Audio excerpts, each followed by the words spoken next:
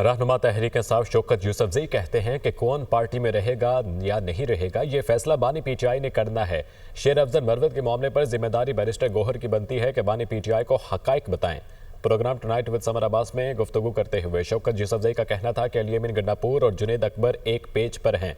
मौलाना फजलुर रहमान कहते हैं कि हुकूमत नाजायज़ है तो इस हुकूमत को घर भेजने के लिए इन्हें पीटीआई का साथ देना होगा।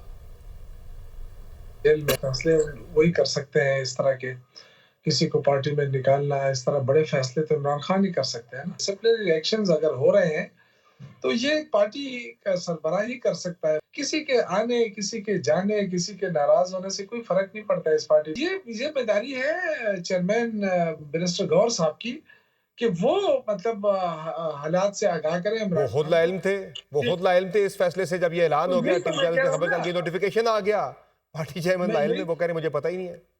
मैं यही अर्ज कर रहा हूँ कि उनको इस पे जरूर बात करनी चाहिए खान साहब के साथ। मैंने खुद सुना है उनको कि उन्होंने कहा कि जी मेरे इल्म में नहीं है। अगर चेयरमैन के इल्म में नहीं है तो फिर उनको बात तो करनी चाहिए कम से कम इमरान खान के साथ। अगर हो सकता है किसी ने अगर मिसगाइड किया हो तो देखिए, शेर अफजल मरवत पार्टी का वर्कर है और उनकी कुर्बानियां भी है, लेकिन डिसिप्लिन से ऊपर तो कोई भी नहीं हो सकता।